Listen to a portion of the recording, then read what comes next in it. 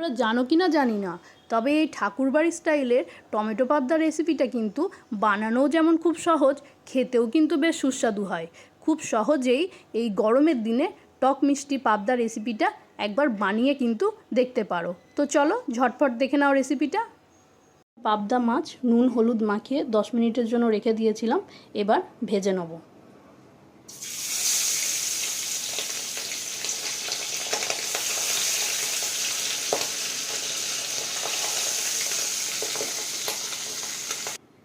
মাছ ভেজে তুলে নিয়েছি, এবার তেলের মধ্যে দিয়ে দেবো কালো জিরে ফোড়ন আর কাঁচা লঙ্কা।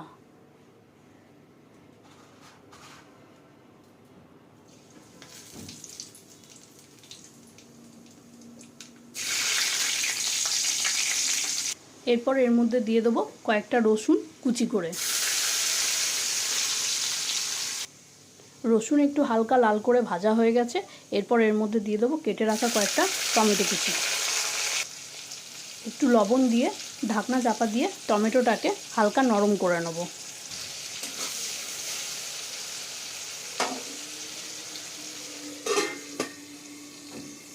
আর এদিকে আমি দুটো মিডিয়াম সাইজের টমেটো নিয়েছি, সেটাকে পেস্ট করে নেব ভালো করে।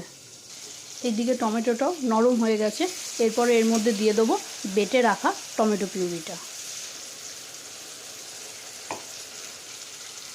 এর মধ্যে দিয়ে দেবো পরিমাণ মতো হলুদ, তারপর একটু ভালো করে কিছুক্ষণের জন্য কষিয়ে নেব, যতক্ষণ না অবধি টমেটোর কাঁচা গন্ধটা চলে যাচ্ছে।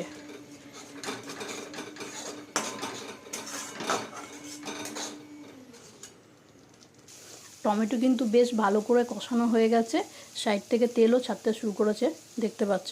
তো এর মধ্যে কিছুটা জল দিয়ে একটু ফুটিয়ে নেব।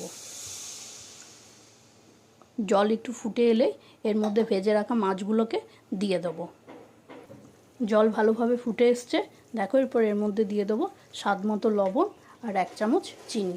যেহেতু পুরো রেসিপিটাই টমেটো দিয়ে, তো টক একটু লাগবে, তার জন্য একটু চিনি দিলে টক মিষ্টি ফ্লেভারটা বেশ ভালো আসবে। এরপর এক এক করে ভেজে রাখা মাছগুলো দিয়ে দেবো।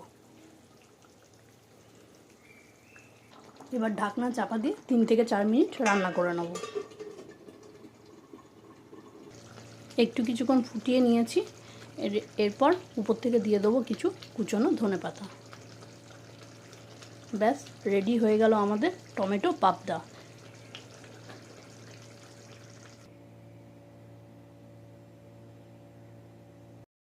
তোমরাও কিন্তু অবশ্যই একদিন বানিয়ে খেয়ে দেখো এইভাবে, তারপর আমাকে কমেন্টে অবশ্যই জানিও কিন্তু যে কেমন লাগলো তোমাদের রেসিপিটা।